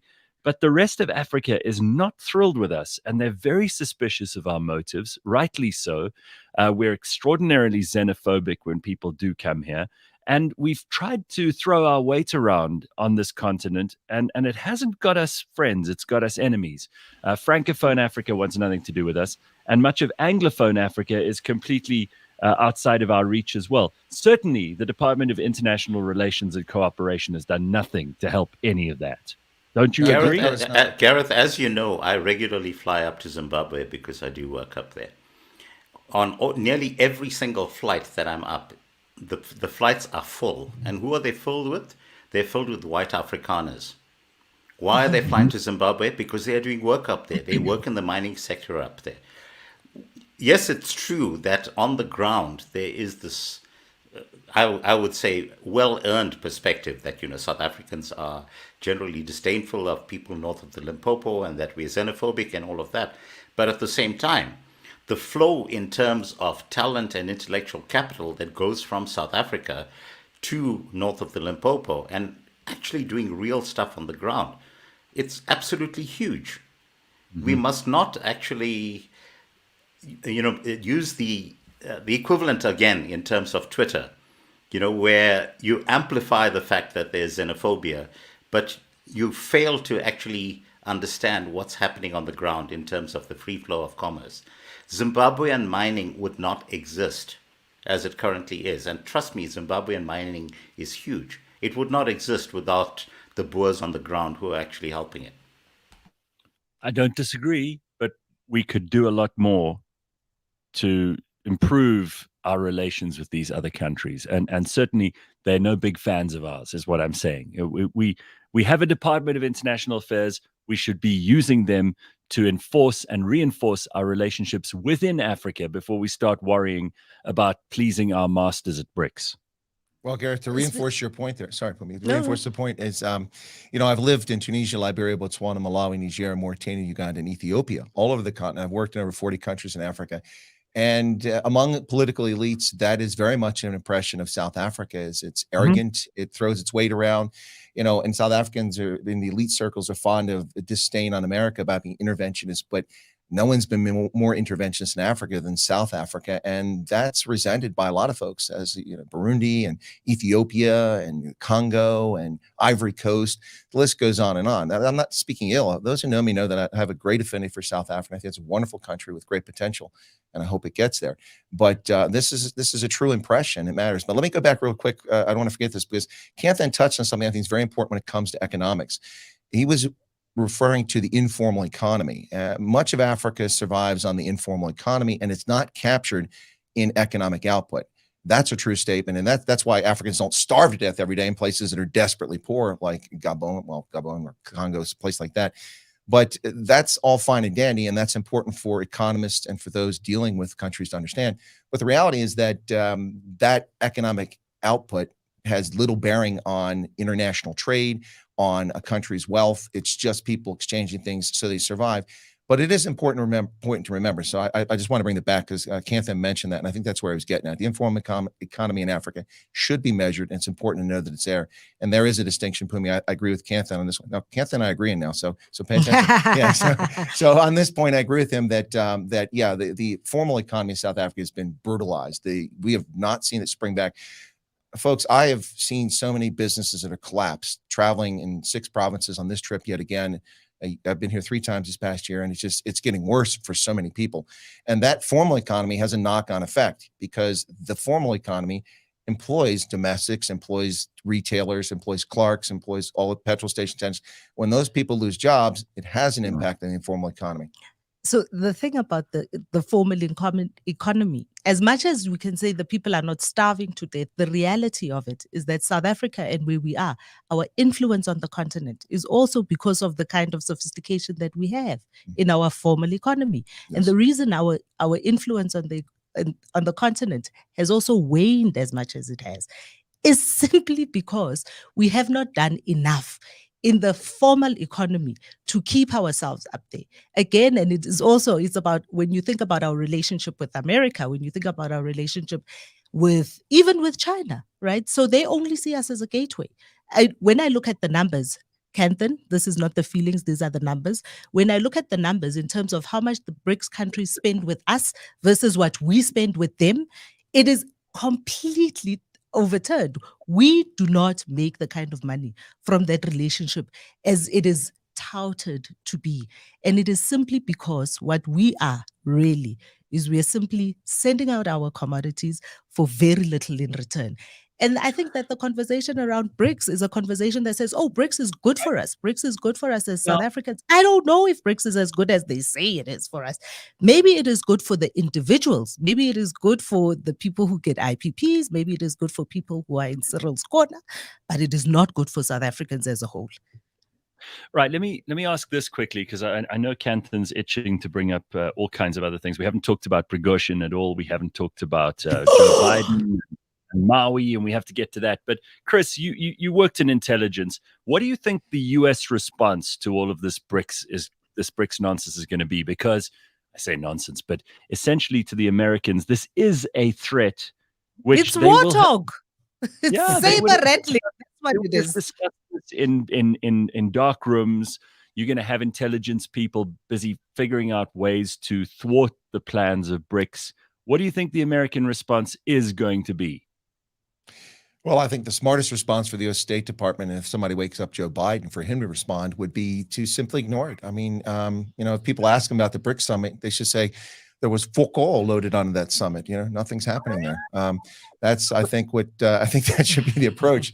Honestly, I mean, look, if a group of countries let me look back to the 1960s and 70s. They had the non-aligned movement. India was a big player in that. Does anybody know about that? What did it accomplish? A third way.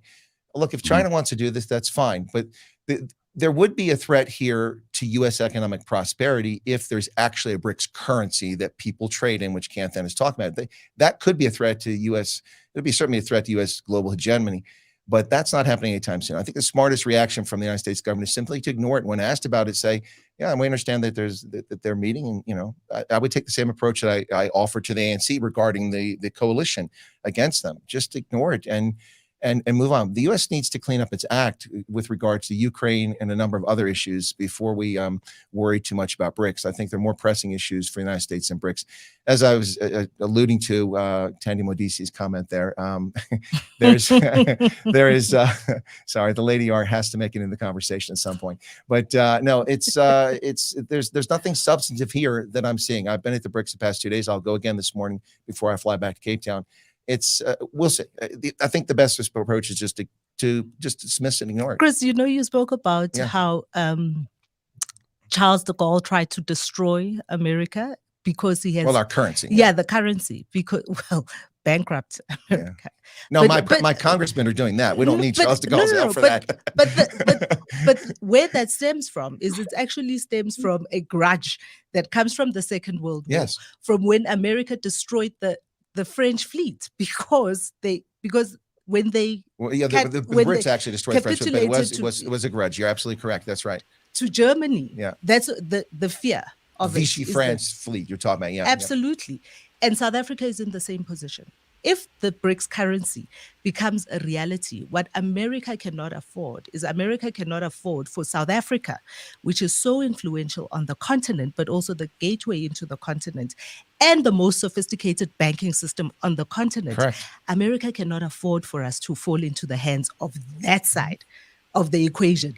And if they must, they will destroy us, even though they are our friends. From that standpoint, Phumi, I would have to agree with you that South Africa is important in so many respects. That's why it's so sad to see the country gray-listed for allowing illicit transactions and terrorist financing to flow through here. I agree with you. That is, at the South African ambassador to BRICS was quoted in IOL last week, I think it was, saying that AGOA won't end for South Africa because there's 600 U.S. companies trading here. He really doesn't know what he's talking about. If we have time, we get to that. But yeah, it is an important relationship. The U.S. has a bilateral relationship with South Africa, and it's one that's worth maintaining and improving. And it's not good to see it fall the other way. I agree with you 100% there. All right. Just want to put in perspective this thing around the non-aligned movement, Chris. Just a bit of historical perspective here. At the time that the non-aligned movement actually existed, we essentially had the world split into three segments. We had the first world, which is the collective West today. We had the second world, which was the entire communist bloc. And we had the third world, which was everyone else. And the third world was effectively the non-aligned movement.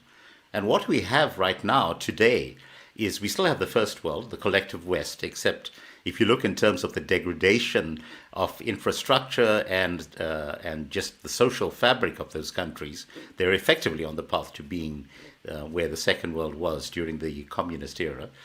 But what you have is all of the former communist countries who are now very much fully developed societies that have now partnered with the third world. And so the entire concept of what happened to the non-aligned movement is effectively now very much part of BRICS. All of the countries that used to comprise the non-aligned movement are now lining up to join BRICS.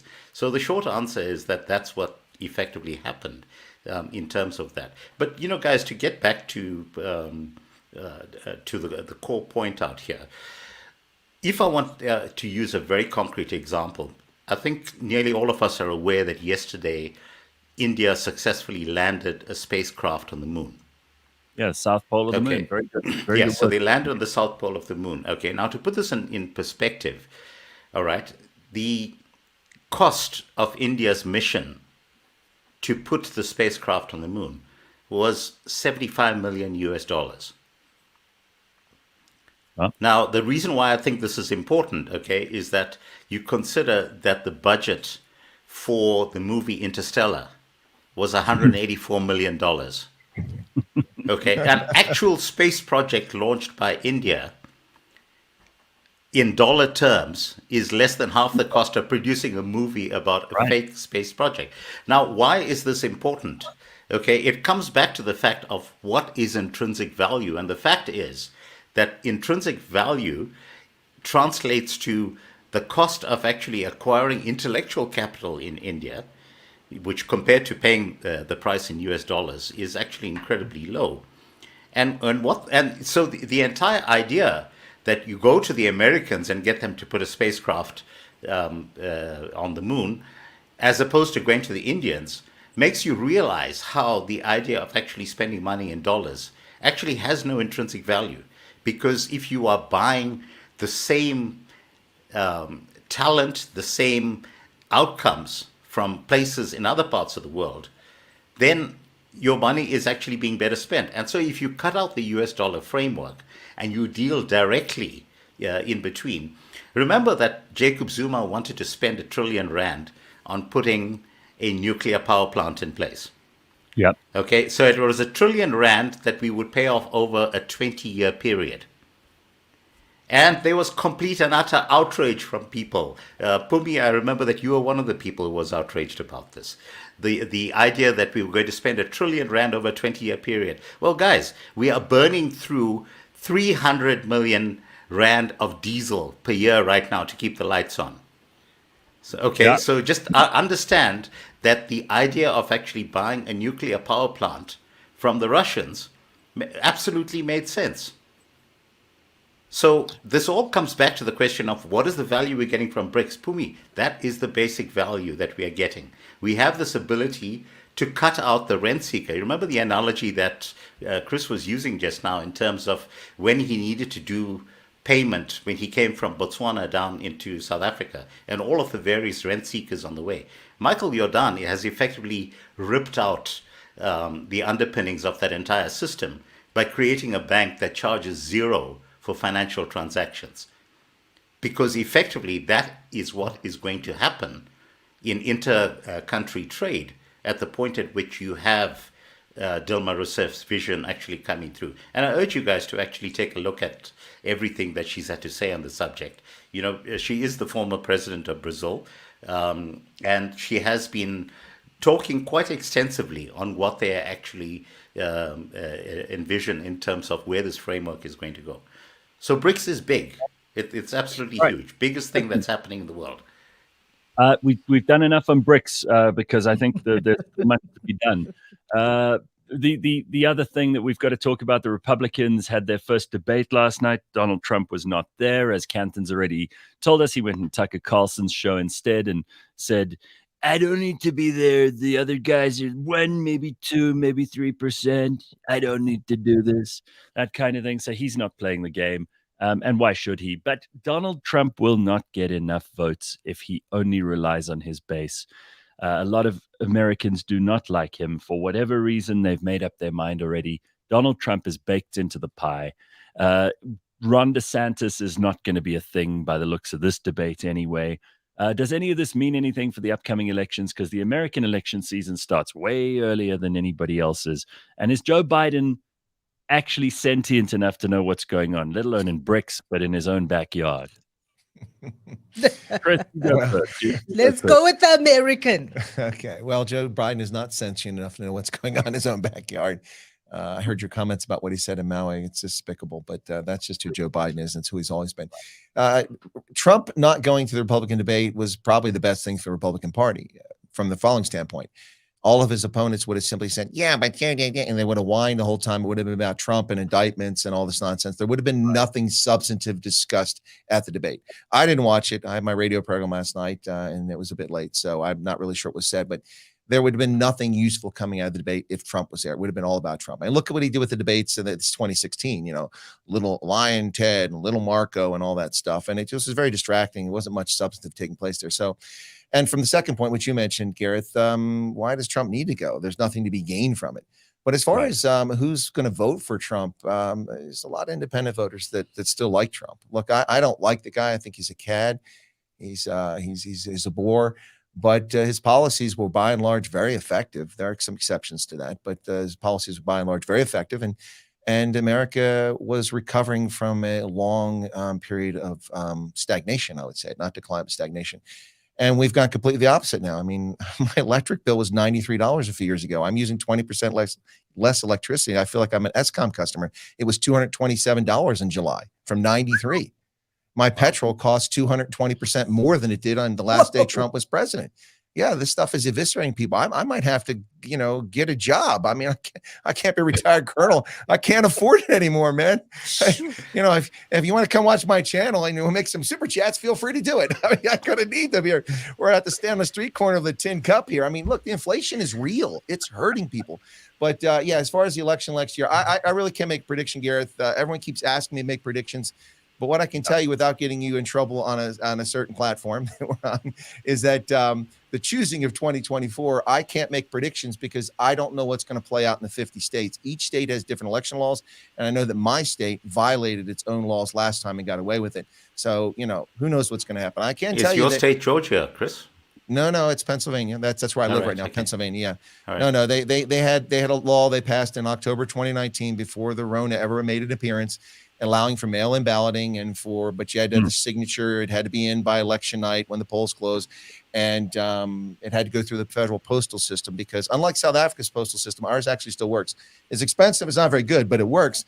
And the key thing with our postal system is that when you send something through it, if you commit fraud, it's a 5-year felony conviction.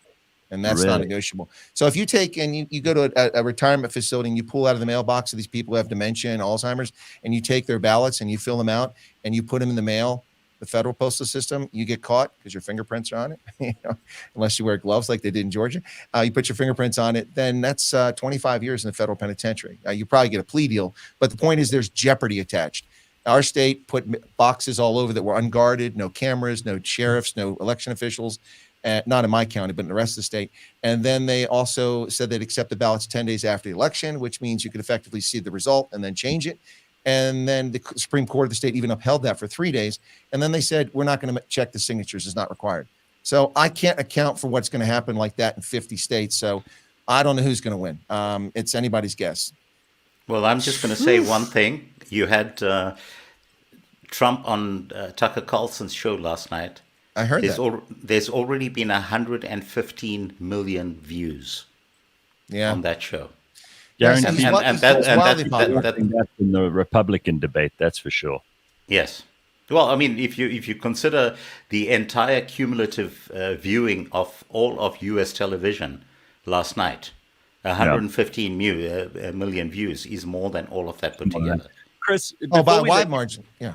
Before we let you go, one last thing. Are they going to put him in jail? I mean, they're joking that he will run from jail, but they really are trying with, Stormy Daniels, the Georgia governor. We've got a whole lot of cases that are mounting up against this guy. Is any of it going to stick? And is it obviously political as it looks?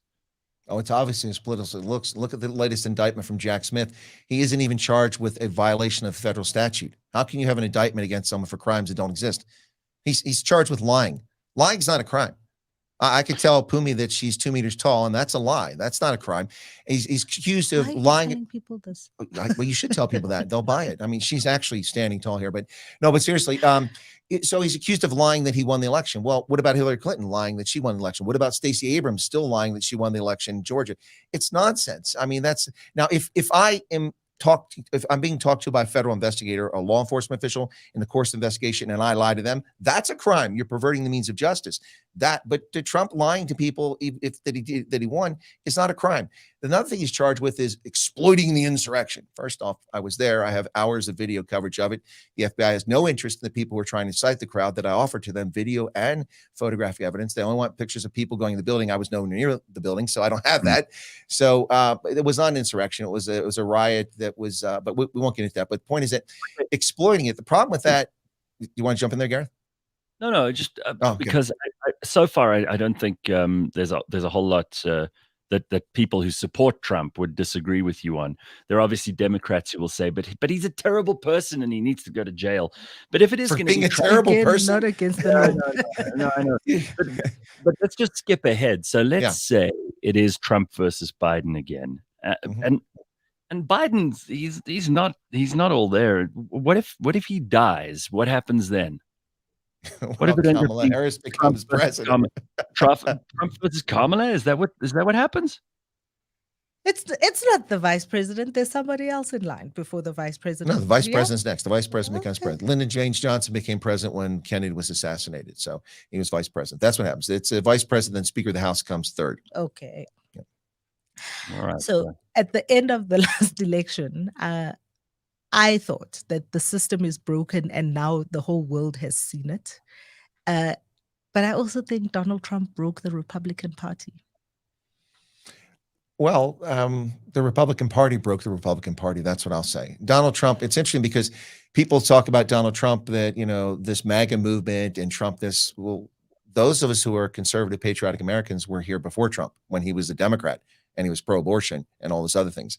And we'll be here long after Donald Trump. So he is a great showman. He's a guy that knows how to take advantage and exploit things to his benefit, not the insurrection, but but actually politically. And he jumped on a bandwagon of anger over Obama and over America's decline in the world and over the nonsense with wokeness going on in America. And it was the right time. It was the right time. And he rode that. And he became president as a consequence of that. So, it's he didn't break the Republican Party. The Republican Party broke the Republican Party. I don't refer to the Republican Party as such. I refer to the uniparty, the Democrats and Republicans in cahoots, burying us in debt, spending money we don't have, making ridiculous decisions. I mean, having Juneteenth as a holiday. If people want to celebrate the end of legal bondage in America, the correct date is the 6th of December, because the 6th of December, 1865 is when the states not in rebellion passed the 13th Amendment, ending slavery in the United States. Not some date in June when a Union general rocked up in Texas and said, "You're all free here," even though 90% of the people in slavery were still in slavery in Texas. But the political cowards in Washington and the Republican Party have destroyed the Republican Party, not Donald Trump. The system is broken. The system is broken.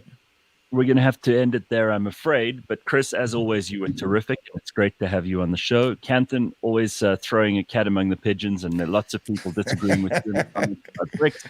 We will continue that discussion again. Pums, thank you very much. We'll see you next Thursday, everybody, on the Burning Platform, and otherwise tomorrow morning at 6 a.m. Be good. Have an